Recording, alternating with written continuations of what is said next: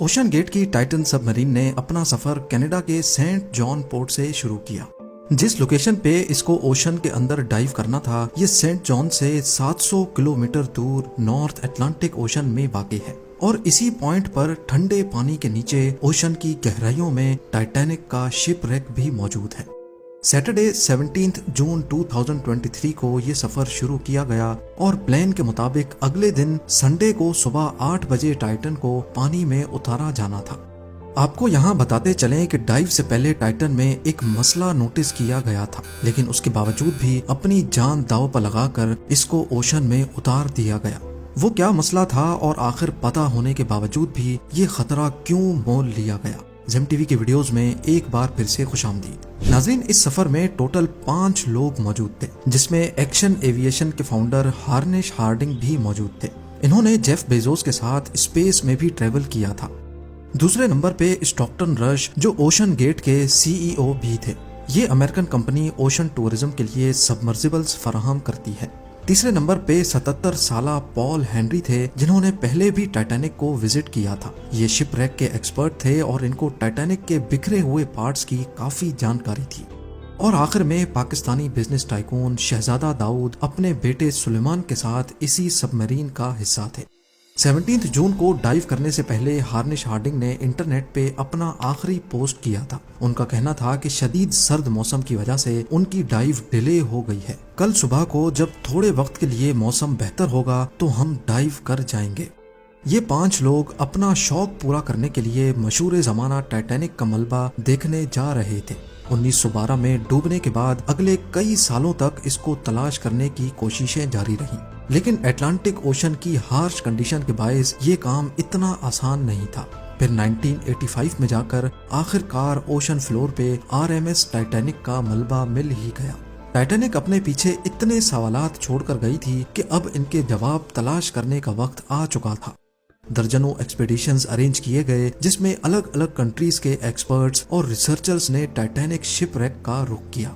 Canadian film maker James Cameron ने 1995 में Titanic के मलबे के दर्जनों दौरे किए और फिर 1997 में टाइटैनिक मूवी रिलीज की गई। रही सही कसर टाइटैनिक मूवी की कामयाबी ने पूरी कर दी।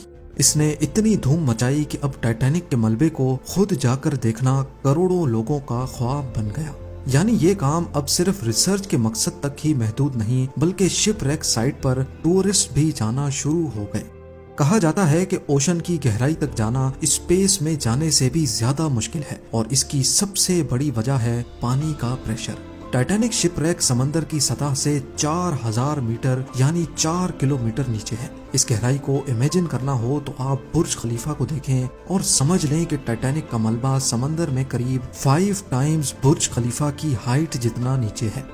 इस गहराई में पानी का प्रेशर 5800 PSI होता है। ये उतना ही प्रेशर होगा कि इंसान के पूरे जिस्म पर नहीं, बल्कि सिर्फ 1 स्क्वायर इंच के हिस्से पर एक पूरा हाथी खड़ा कर दिया जाए।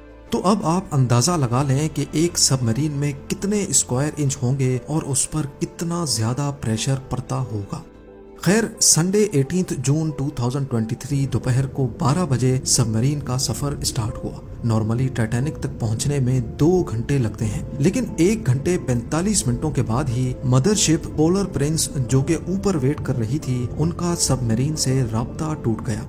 अगर 2 घंटे टाइटैनिक तक पहुंचने में लगने थे तो सिर्फ 15 मिनट पहले राब्ता टूटने का मतलब है कि सबमरीन टाइटैनिक के काफी करीब पहुंच चुकी होगी। समंदर की इस गहराई में सूरज की रोशनी पहुंचना नामुमकिन है और यहाँ हर वक्त इंतहाई सख्त अंधेरा होता है। इतनी गहराई में वायरलेस सिग्नल का टूटना एक नॉर्मल बात होती है, लिहाजा पहले इस बात को ज्यादा सीरियस नहीं लिया गया। ये पूरा ट्रिप टोटल 7 घंटों का था। 12 बजे से लेकर शाम को 7 बजे इनको वापस लौटना था, लेकिन जब शाम 7 बजे तक भी टाइटन से कोई राब्ता ना हुआ और ना ही वो वापस लौटी, तो अब ऊपर खड़ी मदरशिप में मौजूद क्रू के पसीने छूटना शुरू हो गए। Canadian research vessel polar Prince ने टाइटन की तलाश शुरू कर दी। 9:40 पे उन्होंने US कोस्ट गार्ड से राब्ता करके मदद तलब की। अगले दिन मंडे को US और कैनेडियन शिप्स और प्लेन्स ने पूरे एरिया में एक प्रॉपर सर्च ऑपरेशन शुरू कर दिया। उन्होंने सिर्फ समंदर की सतह पर ही नहीं, बल्कि सोनार स्कैनिंग की मदद से पानी के अंदर भी अपनी तलाश जारी रखी। इस एरिया में जो कमर्शियल वेसल्स थी उनको भी ऑर्डर दे दिया गया कि वो अपनी आंखें खुली रखें। अगले 2 दिनों तक ये तलाश जारी रही, लेकिन टाइटन का कोई अता पता ना चल सका।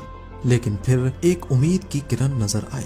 वेडनेसडे 21 जून को सुबह 6 बजे सर्च टीम को पानी की गहराइयों में से कुछ आवाजें सुनाई दी। ये आवाजें अंडर वाटर रेडार्स की मदद से सुनी गई थी। फौरन आरओवीज को आवाज की डायरेक्शन में भेजा गया, लेकिन इस बार भी टाइटन की कोई खबर ना मिली। अब टाइटन को हमेशा हमेशा के लिए खो देने का डर बढ़ता जा रहा था, क्योंकि सबमरीन में जितना ऑक्सीजन था वो सिर्फ 96 घंटे या फिर 4 दिनों तक का था, और इस वक्त तक 4 में से 3 दिन गुजर चुके थे।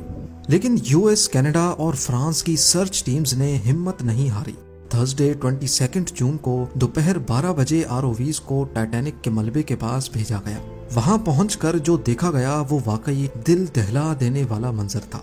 3:48 PM पर आरओवी जो कि टाइटैनिक के मलबे के पास पहुंच चुकी थी, उसने टाइटन की दुम का एक हिस्सा टाइटैनिक से सिर्फ 1600 फीट दूर पड़ा हुआ देखा। जो देखने गई थी टाइटैनिक के मलबे को, अब उसका मलबा ही पूरी दुनिया में हेडलाइंस बन गया। इसका सिर्फ एक ही मतलब है कि सबमरीन पानी का प्रेशर बर्दाश्त ना कर सकी और समंदर की गहराइयों में ही फट गई। इस खबर ने पूरी दुनिया में जैसे हलचल सी मचा दी। ओशन गेट की सेफ्टी पर कई सवाल खड़े किए जाने लगे। ओशन गेट के सीईओ स्टॉकटन रश, जो कि खुद इस वाक़े में अपनी जान गंवा बैठे हैं, उन्होंने 2021 में कहा था कि वो जानते हैं कि उन्होंने टाइटन को बनाते वक्त कुछ रूल्स तोड़े हैं, क्योंकि उन्होंने टाइटन को स्टील से नहीं बल्कि एविएशन ग्रेड कार्बन फाइबर से बनाया है। पर वो इस इंडस्ट्री में कुछ नई इनोवेशंस करना चाहते थे, तभी स्टील को रिप्लेस करके कार्बन फाइबर का इस्तेमाल किया गया था।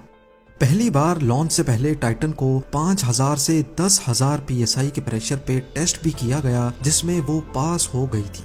पर एक्सपर्ट्स का मानना है कि ओशन के अंदर हजारों किस्म की ताकतें सबमरीन पर पड़ती हैं, जिसमें ना सिर्फ प्रेशर बल्कि पानी का बहाव भी होता है, जो कि लहरों की वजह से पैदा होता है। इसके अलावा अंधेरे की वजह से ये भी हो सकता है कि कोई भारी पत्थर या फिर समंदरी मखलूक सबमरीन से टकराई हो। कुछ भी हो, टाइटन की तबाही की एक वजह तो इसका कार्बन फाइबर का हल था, लेकिन दूसरी वजह इसमें पहले से मौजूद क्रैक्स भी थे। जी हाँ, टाइटन सबमरीन 2019 में कार्ल स्टैनले नामी एक बिजनेसमैन को भी लेके गई थी, और उस वक्त भी उसको ओशन गेट के सीईओ ही ऑपरेट कर रहे थे। कार्ल ने बताया कि उस सफर के दौरान जब वो नीचे जा रहे थे तो उनको टाइटन की बॉडी में से क्रैकिंग की आवाज सुनाई दी थी। One point, I was actually even able to drive the submarine towards deeper water by the sound of the cracking getting louder. उस वक्त उन्होंने इस आवाज पर ज्यादा ध्यान नहीं दिया, क्योंकि उनको ओशन गेट के सीईओ, जिन्होंने खुद ये सबमरीन डिजाइन की थी, उन पर पूरा भरोसा था। लेकिन इस हादसे के बाद उन्होंने CNN को बताया कि शायद वो आवाज इस बात की वार्निंग थी कि टाइटन की बॉडी पानी का प्रेशर बर्दाश्त नहीं कर पा रही। अगर ये बात सच है तो इसमें कोई शक नहीं कि टाइटन की बॉडी में क्रैक्स पड़ना पहले से शुरू हो गए थे। 2018 में ओशन गेट के एक एग्जीक्यूटिव ने टाइटन की कार्बन फाइबर बॉडी के खिलाफ आवाज उठाई थी। उनका कहना था कि ये मसला सबमरीन के फटने से सिर्फ चंद मिली सेकेंड्स पहले पता पड़ेगा, और हकीकत में भी ऐसा ही हुआ। जिस गहराई में टाइटन फटी है, एक्सपर्ट्स का कहना है कि उसको फटने में सिर्फ 0.3 सेकंड्स लगे होंगे। उम्मीद है जेम टीवी की ये वीडियो भी आप लोग भरपूर लाइक और शेयर करेंगे। आप लोगों के प्यार भरे कमेंट्स का बेहद शुक्रिया। मिलते हैं अगली शानदार वीडियो में।